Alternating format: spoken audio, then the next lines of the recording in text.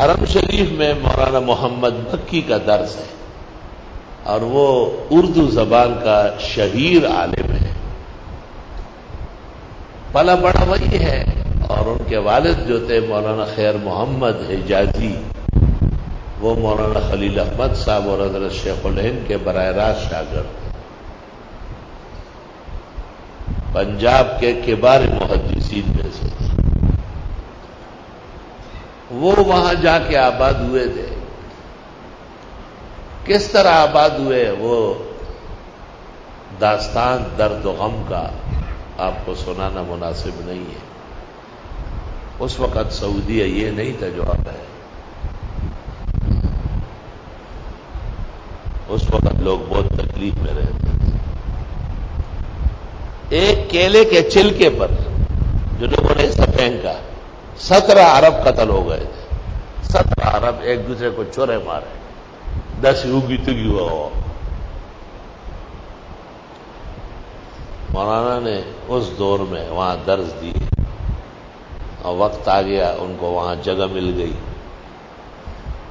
اور ان کو وہاں کا تابعہ مل گیا، شہریت۔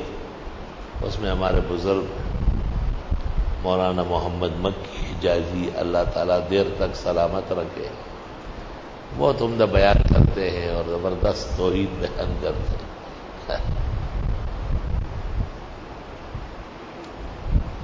شروع سے قریبی دوستی و تعلق ہے۔ کچھ آرام نے مجھ سے بھی ملاقات کی، مجھ سے یہاں کے درس وغیرہ منگوائے، اس کے تراجم کیے اور ان کو سنا، اور پھر خاص طریقے سے مجھے پیشکش کی کہ آپ یہاں قیام کر سکتے ہیں، ہم آپ کو طویل مدت کے لیے اقامہ دے دیں گے۔ میں نے کہا کیا کروں گا؟ کہا آپ اردو میں در، میں نے کہا اردو میں تو مکی صاحب دے رہے ہیں، تو پوچھ چل لے۔ میں نے کہا میں عربی یا پشتو میں دے سکتا ہوں، اردو میں حرم میں درس نہیں دے سکتا ہوں۔ یہ کیوں؟ آپ تو کراچی میں اردو میں دے دیں۔ میں نے کہا کراچی میں نہیں، میں سبع سماوات میں بھی دے دوں گا، لیکن یہاں پہلے سے اردو کا درس مولانا کا موجود ہے، ہمیں اپنوں کا مقابلہ کرنے کا روادار نہیں۔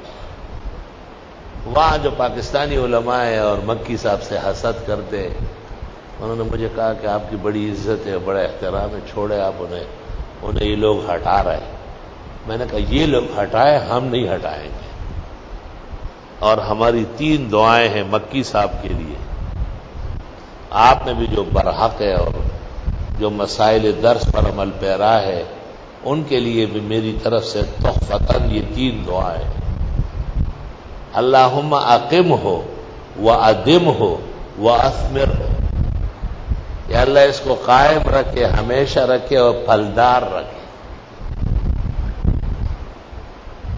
جب میں نے کہا کہ میں اس قسم کے کسی سازش کا انشاءاللہ شکار نہیں ہوگا، یہ تو مکی صاحب گھر سے حرمین دیتے، اگر بیت اللہ میں کوئی چپڑاسی بھی ہے نا، نظافے میں کام کرتے، میں اس کا مقابلہ کرنا بھی حرام سمجھتا ہوں۔ میں نے کہا مجھے اپنی جگہ پوری حریت حاصل ہے اور مجھے کوئی تکلیف نہیں، میں ہر مہینے ہر جمعہ کو یہاں آ سکتا ہوں۔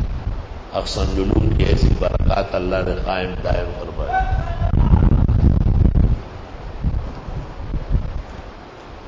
دنیا کے رنگوں میں نہ ڈوبنا، یہ رنگ کچے ہیں، دینی رنگ کو مستحکم رکھو، صبغۃ اللہ۔